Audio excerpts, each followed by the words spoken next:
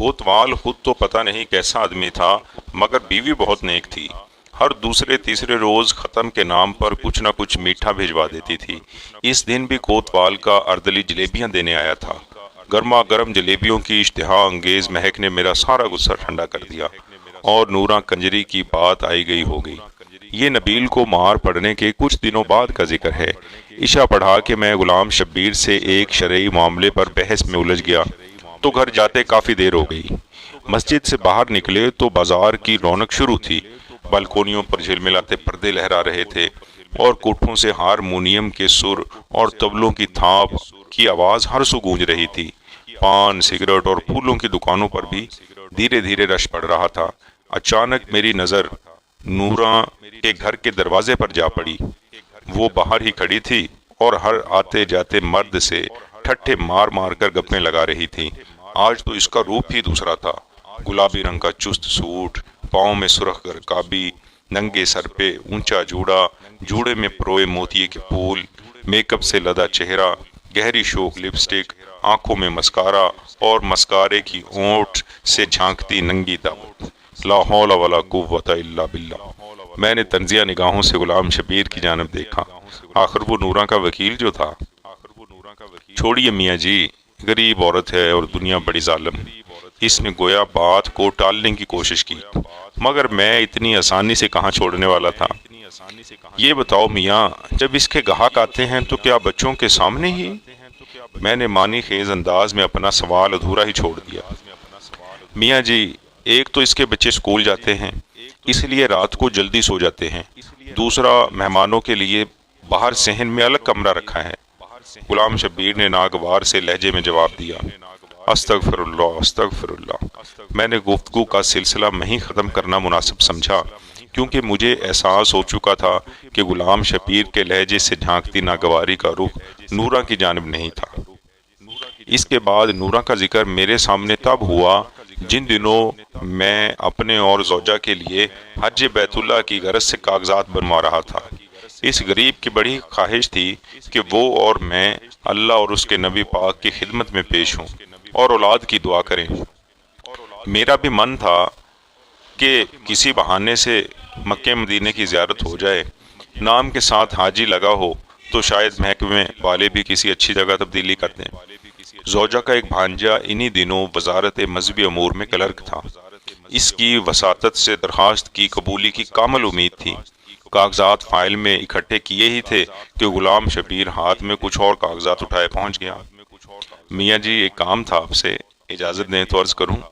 इसने हिचकिचाते हुए कहा। हाँ हाँ मियाँ, क्यों नहीं, क्या बात है? मैंने दाढ़ी के बालों में उंगलियों से कंघी करते हुए इसको बैठने का इशारा किया। मियाँ जी, आपकी तो वजारत में वाकफियत है, एक और हज की दरख्वास्त भी जमा करा दें। इसने हाथ में पकड़े कागजात मेरी जानब बढ़ाए। देखो मियाँ गुलाम शबीर, तुम अच्छी तरह जानते हो कि मैं घर बार तुम्हारे जिम्मे छोड़कर जा रहा हूँ, और फिर तुम्हारे पास हज के पैसे कहाँ से आए? मैंने कुछ बरहमी से पूछा। नहीं नहीं मियाँ जी, आप गलत समझे, ये मेरी दरखास्त नहीं, नूरा की है, इसने सहम कर कहा। क्या? मियाँ होश में तो हो? नूरा कंजरी अब मक्के मदीने जाएगी, और वो भी अपने नापाक पेशे की रकम से? तौबा तौबा तौबा। मेरे जैसे तन बदन में आग लग गई ये वाहियात बात सुनकर। मियाँ जी, तवाइफ है पर मुसलमान भी तो है, और वो अल्लाह का घर है, जिसको बुलाना चाहे बुला ले, इसके लिए सब एक बराबर। अपनी तरफ से गुलाम शबीर ने बड़ी गहरी बात की। अच्छा, अल्लाह जिसको बुलाना चाहे बुला ले, वाह मियाँ वाह, तो फिर मैं दरखास्त क्यों जमा कराऊं? नूरा से कहो सीधा अल्लाह ताला को ही भेज दे। मैंने गुस्से से कहा और अंदर कमरे में चला। ज़ौजा का भांजा बरखुरदार निकला और अल्लाह के फजलो करम से मेरी और ज़ौजा की दरखास्त कबूल हो गई। टिकट के पैसे कम पड़े तो इसी भली लोग के जहेज के जेवर काम आ गए। अल्लाह का नाम लेकर हम रवाना हो गए। एहराम बांधा तो गोया उम्र भर के गुनाह उतार के एक तरफ रख दिए। अल्लाह का घर देखा और नजर भर के देखा। फराइज पूरे करते करते रमी का दिन आ गया। बहुत रश था, हजारों लाखों लोग, एक ठाठे मारता सफेद रंग का समंदर। गर्मी भी बहुत थी। मेरा तो दम घुटना शुरू हो गया। ज़ौजा बेचारी की हालत भी गैर होती जा रही थी। اوپر سے غضب کچھ یہ ہوا کہ میرے ہاتھ سے اس غریب کا ہاتھ چھوٹ گیا۔ ہاتھ کیا چھوٹا، لوگوں کا ایک ریلا مجھے رگیدتا ہوا پتہ نہیں کہاں سے کہاں لے گیا۔ عجب حالات تھے، کسی کو دوسرے کا خیال نہیں تھا، بس ہر کوئی اپنی جان بچانے کے چکر میں تھا۔ میں بھی لاکھ اپنے آپ کو سنبھالنے کی کوشش کرتا رہا، مگر پیر رپٹ ہی گیا۔ میں نیچے گرا، ایک عذاب نازل ہو گیا۔ ایک نے میرے پیٹ پر پیر رکھا تو دوسرے نے میرے سر کو پتھر سمجھ کر ٹھوکر ماری۔ موت میری آنکھوں کے سامنے ناچنے لگی۔ میں نے کلمہ پڑھا اور آنکھیں بند کی ہی تھیں کہ کسی اللہ کے بندے نے میرا دایاں ہاتھ پکڑ کر کھینچا اور مجھے سہارا دے کر کھڑا کر دیا۔ میں نے سانس درست کی اور اپنے محسن کا شکریہ ادا کرنے کے لیے اس کی طرف نگاہ کی۔ مانو ایک لمحے کے لیے تو بجلی ہی گر پڑی۔ کیا دیکھتا ہوں کہ میرا ہاتھ مضبوطی سے تھامے نورا کجری کھڑی مسکرا رہی تھی۔ یہ ناپاک عورت یہاں کیسے آ گئی؟ اس کی حج کی درخواست کس نے اور کب منظور کی؟ میں نے ہاتھ چھڑانے کی بہت کوشش کی، مگر کہاں صاحب، ایک آہنی گرفت تھی، میں نہیں چھڑا سکا۔ وہ مجھے اپنے پیچھے کھینچتی ہوئی ایک طرف لے گئی۔ اس طرف کچھ عورتیں اکٹھی تھی۔ اچانک میری نظر جو زوجہ پر پڑی، جس کی آنکھوں میں آنسو تھے، وہ بےتاب نگاہوں سے مجمع ٹٹول رہی تھی۔ ہماری نظریں ملیں تو سب کلفت بھول گئی۔ میں دوڑ کر اس تک پہنچا اور آنسو پوچھے، کہاں چلے گئے تھے آپ؟ کچھ ہو جاتا تو؟ پریشانی سے الفاظ اس کے گلے میں اٹک رہے تھے۔ بس کیا بتاؤں، آج مرتے مرتے بچا ہوں۔ جانے کون سی نیکی کام آ گئی۔ میں تو پاؤں تلے روندا جا چکا ہوتا اگر نورا نہیں بچاتی۔ میں نے اس کو تسلی دیتے ہوئے کہا، نورا؟ ہماری پڑوسن نورا؟ وہ یہاں کہاں آ گئی؟ آپ نے کسی اور کو دیکھا ہوگا، اس نے حیرانگی سے کہا۔ ارے نہیں، نورا ہی تھی۔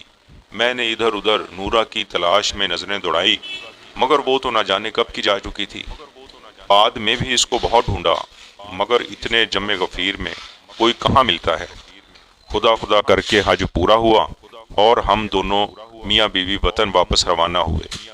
لاہور ایئرپورٹ پر غلام شبیر پھولوں کے ہاروں سمیت آیا ہوا تھا۔ بہت مبارک ہو میاں جی، بہت مبارک ہو باجی، بلکہ اب تو میں آپ کو حاجی صاحب کہوں گا۔ اس نے مسکراتے ہوئے ہم دونوں کو مبارکباد دی تو میری گردن حاجی صاحب کا لفظ سن کر اکڑ گئی۔ میں نے خوشی سے سرشار ہوتے ہوئے اس کے کندھے پر تھپکی دی اور سامان اٹھانے کا اشارہ کیا۔ ٹیکسی میں بیٹھے میں نے مسجد اور گھر کی خیریت دریافت کی تو نورا کا خیال آ گیا۔ میاں غلام شبیر، نورا کی سناؤ۔ میرا اشارہ اس کی حج کی درخواست کے بارے میں تھا۔ اس کی کیا سناؤں میاں جی؟ لیکن آپ کو کیسے پتہ چلا؟ اس نے حیرانگی سے میری جانب دیکھا۔ بس ملاقات ہوئی تھی مکے شریف میں۔ میں نے اس کے لہجے میں چھپی اداسی کو اپنی غلط فہمی سمجھا۔ مکے شریف میں ملاقات ہوئی تھی؟ مذاق نہ کریں میاں جی، نورا تو آپ کے جانے کے اگلے ہی دن قتل ہو گئی تھی۔ اس نے گویا میرے سر پر بم پھوڑا۔ قتل ہو گئی تھی؟ میں نے اچنبے سے پوچھا۔ جی میاں جی، بیچاری نے حج کے لیے پیسے جوڑ رکھے تھے۔ اس رات کو کوئی گاہک آیا اور پیسوں کے پیچھے قتل کر دیا غریب کو۔ ہمیں تو صبح پتہ چلا جب اس کے بچوں نے اس کی لاش دیکھی۔ شور مچایا تو سب اکٹھے ہوئے۔ پولیس والے بھی پہنچ گئے اور اس کی لاش پوسٹ مارٹم کے لیے لے گئے۔ ابھی کل ہی میں مردہ خانے سے میت لے کے آیا ہوں۔ آج صبح ہی تدفین کی اس کی۔ غلام شبیر کی آواز آنسوؤں میں بھیگ رہی تھی۔ قاتل کا کچھ پتہ چلا؟ میں ابھی بھی حیرانگی کی گرفت میں تھا۔ پولیس کے پاس اتنا وقت کہاں میاں جی کہ طائفوں کے قاتلوں کو ڈھونڈے۔ اس بیچارے کی تو نماز جنازہ میں بھی بس 3 افراد تھے، میں اور 2 گورکن۔ اس نے افسوس سے ہاتھ ملتے ہوئے کہا، اور اس کے بچے، ان کا کیا بنا؟ میں نے اپنی آنکھوں میں امڑتی نمی پونچھتے ہوئے دریافت کیا۔ کوئی لڑکا پیدا ہوتا ہے ہیرا منڈی میں تو زیادہ تر اسے راتوں رات اٹھا کر کوڑے کے ڈھیر پر پھینک دیا جاتا ہے۔ وہ سب ایسے ہی بچے تھے۔ نورا سب جانتی تھی کہ کس کے ہاں بچہ پیدا ہونے والا ہے، بس لڑکا ہوتا تو اٹھا کر اپنے گھر لے آتی۔ کہنے کو تو طوائف تھی، مگر میاں جی میں گواہ ہوں، غریب جتنا بھی کماتی بچوں پر خرچ کر دیتی۔ بس تھوڑے بہت الگ کر کے حج پہ جانے کے لیے جمع کر رکھے تھے، وہ بھی اس کا قاتل لوٹ کر لے گیا۔ یہ بتاؤ میاں غلام شبیر، جب میں نے اس کی درخواست جمع کرانے سے انکار کیا تو اس نے کیا کہا؟ مجھ پر حقیقتوں کے در کھلنا شروع ہو چکے تھے۔ بس میاں جی کیا کہتی بیچاری، آنکھوں میں آنسو آ گئے، آسمان کی جانب ہاتھ اٹھائے اور کہنے لگی، بس تو ہی اس کنجری کو بلا لے تو بلا لے۔ مجھ پر تو گویا گھڑوں پانی پڑ گیا۔ تاسف کی آندھی چل رہی تھی، ہوا کے دوش پر میری خطائیں اڑ رہی تھیں، گناہوں کی مٹی چل رہی تھی اور میری آنکھیں اندھیائی جا رہی تھی۔ آپ کیوں روتے ہیں میاں جی؟ آپ تو ناپاک کہتے تھے اس کو۔ غلام شبیر نے حیرانگی سے میری آنسوؤں سے تر داڑھی دیکھتے ہوئے کہا، کیا کہوں غلام شبیر، کیوں روتا ہوں؟ وہ ناپاک نہیں تھی، ناپاک تو ہم ہیں جو دوسروں کی ناپاکی کا فیصلہ کرتے پھرتے ہیں۔ نورا تو اللہ کی بندی تھی، اللہ نے اپنے گھر بلا لیا۔ میری ندامت بھری ہچکیاں بند ہونے کا نام نہیں لے رہی تھیں اور غلام شبیر نہ سمجھتے ہوئے مجھے تسلی دیتا رہا۔ ٹیکسی ہیرا منڈی میں داخل ہوئی اور مسجد کے سامنے کھڑی ہو گئی۔ اترا ہی تھا کہ نورا کے دروازے پر نظر پڑی، ایک ہجوم اکٹھا تھا وہاں۔ کیا بات ہے غلام شبیر، لوگ اب کیوں اکٹھے ہیں؟ میاں جی میرے خیال میں پولیس والے عیدی سینٹر والوں کو لے کے آئے ہیں، وہی لوگ بچوں کو لے جائیں گے، ان غریبوں کی کوئی دیکھ بھال کرنے والا نہیں ہے۔ غلام شبیر نے کچھ سوچتے ہوئے کہا۔ میں نے زوجہ کا ہاتھ پکڑا اور غلام شبیر کو پیچھے آنے کا اشارہ کرتے ہوئے نورا کے دروازے کی جانب بڑھ گیا۔ کہاں چلے میاں جی؟ غلام شبیر نے حیرانگی سے پوچھا۔ نورا کے بچوں کو لینے جا رہا ہوں، آج سے وہ میرے بچے ہیں، اور ہاں مسجد کا نام میں نے سوچ لیا ہے، آج سے اس مسجد کا نام نور مسجد ہوگا۔